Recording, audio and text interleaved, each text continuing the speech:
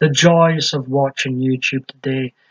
You know, back in the 2000s, it was the right to censor. Yes, I'm using that name of the WWEF's group of the time, right to censor. But it really felt like back in those days, it was, right wing that was, trying to censor everything. Now it's come full circle. It's like the left. Maybe I'm being biased, but it seems to be the left just want to censor everything. Everything's offensive. Everything's got a phobic, at the end of it. You know what they are? They're reality phobic. That's exactly what they are. And I hope, I've heard, there's the trouble with InfoWars. I don't always agree with what InfoWars say, but I agree with a lot of what they do say, and I'm very entertained by Alex. He's great to watch, and I like Mark Dice and stuff. But I feel like there's a chance that YouTube will just get rid of them, and it's not right. It's there's a lot of double standards out there. So the reason why I talk about wrestling, to be honest, and you know me, from listening to my rants about WWE product today, I can't stand wrestling, but I feel like it's becoming one of the few topics that is safe to talk about because it's only fake wrestling. Surely no one gives a shit about my opinion on fake fucking wrestling.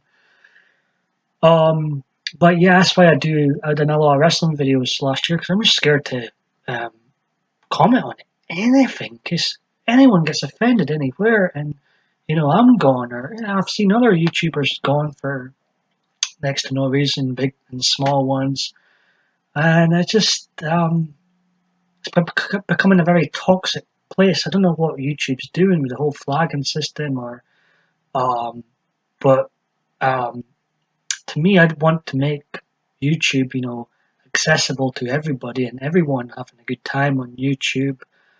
But the way they're going, they're really alienating a lot of us, and I don't know why. Um, but as for wrestling, I did watch my fast forward through Monday Night Raw this morning to get to. I want to see how they booked Ronda Rousey. Who I like Ronda Rousey. I like her listening to her in the interviews outside of wrestling. She's got a great personality.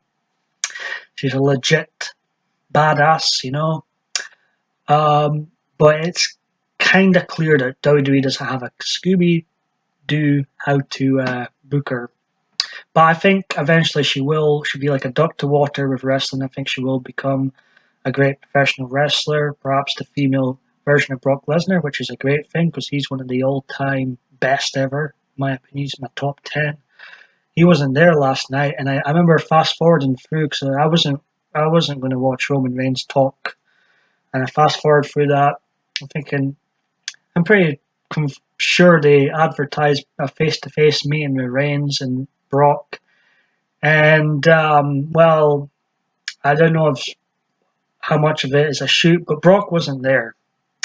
I think it's all an act to get people not to boo Roman at Mania, which it might work, because WWE fans, some of them, a lot of them actually, are told WWE company marks, and it might actually work this. Um, and I know some fans were calling it a great promo and stuff.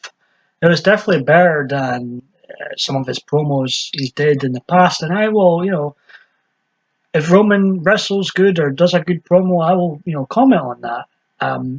But it didn't exactly blow me away and made me want to watch WrestleMania to see Roman kick the part-time competitor's ass. Um, the reason here's a little shoot from the hip from PMDB. The reason WWE doesn't tell part-time guys like Brock Lesnar to fuck off with his contract expectations is because John Cena and guys like you have failed to draw non-wrestling fans in and also drew a lot of the wrestling fans out of the business. That's why there's guys like Brock Lesnar part-time. I'd love to have Brock Lesnar full-time. I'd watch each week. But yeah, he had a little shoot, and it's like trying to, he was giving the crowd verbal, what. It was like no Roman, no WWE. I know a lot of us fans know exactly what you're trying to do here. We know Brock Lesnar doesn't give a shit about the fans. No shit, Sherlock. We've known that for a long time. It doesn't stop the fact that we enjoy his performance in the ring. Um, and then they get people coming on Twitter saying, "Oh, Brock Lesnar can't talk and all this." A beast shouldn't be talking. He should be kicking ass, and that's what he does better than anybody else. His character, and he's a legit badass too. And actually, if you go back and listen to some of the stuff he said in the UFC, he's pretty entertaining in the mic. Actually, if given the proper chance. But I don't think personally he likes doing it, so that's why Paul Heyman's there. But if he wanted to do it, he'd be more entertaining than a lot of them wrestlers, and more legit, more genuine too.